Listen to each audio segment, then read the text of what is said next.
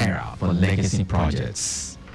On the foreign scene, Ukrainians face extended blackouts due to damage of power stations by Russian attacks.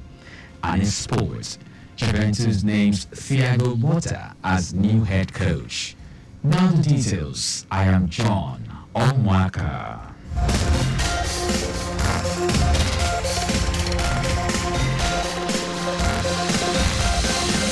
Lagos State Governor Babajide Sanwo-Olu has enjoined Nigerians, particularly Lagos residents, to protect and sustain the present democratic government in the country. He said all hands must be on deck to sustain democracy in the country, thereby honoring the struggle of the nation's founding fathers and heroes of democracy, especially those who fought for the return of Nigeria to a democratic path on May 29, 1999. Governor Sanwo-Olu said the commemoration of another June 12, which marks the celebration of 25 years anniversary of unbroken democratic governance in Nigeria, must come with a deep reflection on the progress recorded so far in the nation's democracy. The governor, in a Democracy Day message issued by Special Advisor on Media and Publicity, Boyega Akoshide, implored Nigerians to join hands together to build their dream country and the future they want. Also, President Bola Tinubu has saluted the heroes of democracy on the 25 years of uninterrupted democratic governance in Nigeria. In his second Democracy Day speech on June 12, 2024, the president hailed some pro-democracy arrowheads, those alive and those that have departed. Tinubu recognized the labors of the heroes and heroines, many of whom died in the struggle, saying the sacrifices they made and the precious gifts brought about by their selfless devotion can never be repaid, nor shall it be forgotten. The president also recognized the sacrifices of the press and Nigerian journalists who mounted the barricades along with the pro-democracy activists. Wife of a Lagos State Governor, Ibijoke Sanwo-Olu, has kicked off the 2024 edition of the Lagos Boy Child Initiative with a memorable train ride and exposure to waste to wealth activities, marking the start of the 3-day residential workshop, educational and adventurous activities. Mrs. Sanwo-Olu expressed excitement about the program's potential to positively impact the lives of the boys involved, noting that the train ride symbolizes the journey of learning and discovery for the boys. In addition to the train ride experience, she and her team also took the boys on an experiential tour of waste to wealth activities by Alchem Nigeria Limited, a recycled polyester table fiber manufacturer. The wife of the governor added that as the workshop continues for the next few days, the boys will engage in various team building exercises, leadership challenges, and community projects, all aimed at reinforcing the lessons learned and fostering a spirit of collaboration and innovation. The federal government has rerouted the Lagos-Calabar coastal highway path to avoid any possible damage to subsea cables belonging to telecommunication companies. The government also said it has reduced the project size from 10 lanes to 6 as a cost-saving measure for the legacy project. Minister of Works David Umahi, who made the announcement at the meeting with contractors in Abuja, also said the government had disbursed a total of 10 billion naira as compensation to the property owners affected by the demolition necessary for the construction of the 700 kilometers highway. Umahi noted that the first 47 kilometers of the project will be open to the public by May of next year.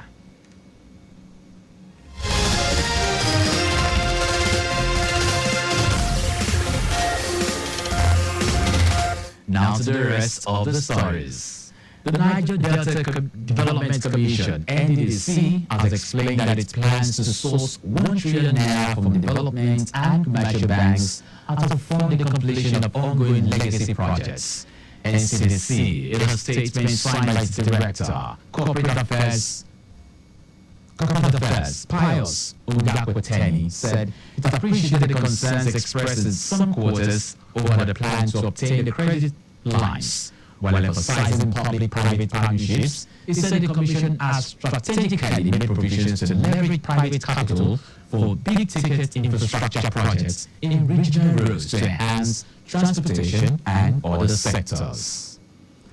Minister of Information and National Orientation, Mohammed Idris, has urged Labour to settle for a national minimum wage that will not undermine the economy and lead to mass retrenchment of workers. It made the appeal by declaring open the 2024 Synod of the Charismatic Bishops' Conference of Nigeria in Abuja. It highlighted the government's efforts towards reducing the cost of living and increase Nigerians' purchasing power through programs like the Presidential CNG Initiative, which aims to cut transportation costs by 50%. Today is World Day Against Child Labor. This year's event will focus on celebrating the 25th anniversary of the adoption of the worst forms of child labor. Convention 1999, number 182. It also presents an opportunity to remind all stakeholders to improve their implementation of the two fundamental conventions on child labor, Convention number 182 and Convention number 138 concerning the minimum age for admission to employment or work, 1973. This year's theme is Let's not act on our commitments. Let's act on our commitments. End child labor. Now to foreign news. Ukrainians are facing extended blackouts of up to 8 hours as their country grapples with severe damage to its power stations caused by ongoing Russian attacks. President Volodymyr Zelensky, speaking at a conference on the reconstruction of Ukraine, said Russia had destroyed half of its country's electricity generating capacity since it began pummeling its energy facilities in late March. Residents in the capital, Kyiv, with a population of 3 million, are facing some of the most significant power strategies. The hum of generators reverberate through the city, with streets now often coated in darkness. The situation is expected to worsen as summer temperatures climb and people turn on their air conditioning units. Now sports. Italian giants Juventus has named Thiago Motta as its new coach, replacing Massimiliano Allegri, who was sacked last month. The Italian Brazilian signed with Juventus until June 30, 2027. Motta, who is 41 years old, was previously in charge of Sierra rivals Bologna. Reacting after the signing, he expressed happiness to starting a new experience at the helm of a big club like Juventus.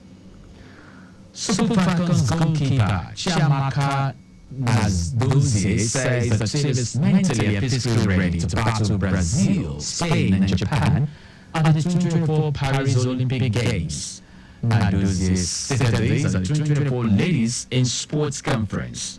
She noted that the Super Falcons players are not deterred by the group opponents, but insisted that they can repeat their 2023 World Cup feast in Paris. According to the shortstopper, the team consists both young and old players who are experienced in playing in the top European leagues and other countries. And that's our news, but just before we go, always slow down at road junctions, intersections, and pedestrian crosses. You can follow us and like all our various social media platforms. X, Traffic Radio 961. Instagram, Lagos Traffic Radio 961. Subscribe and watch our news and programs live on YouTube at Traffic Radio 961. You can also visit our website at trafficradio961.ng. Did you know that the Solu administration upgraded 2 higher institutions to universities? You can get more details on the Lagos State Government website. To end the news, here are the highlights of the major stories.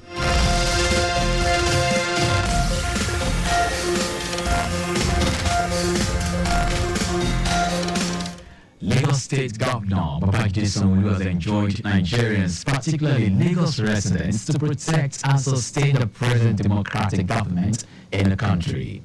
Also, President Bola Tinubu has saluted the heroes of democracy on the 25 years of uninterrupted democratic governance in Nigeria.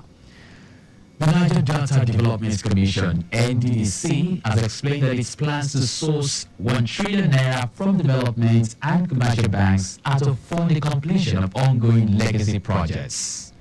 We also tell you that Ukrainians are facing extended blackouts of up to 8 hours as their country grapples with severe damage to its power stations caused by ongoing Russian attacks. And in sports, Italian giant Juventus has named Thiago Motta as its new coach, replacing Massimiliano Allegri, who was sacked last month. For contact with the newsroom, send a message to info@trafficradio961.ng. That ends the news broadcast compiled by Adewale Olowokworoku. I am John Omoaka. Thank you very much for listening.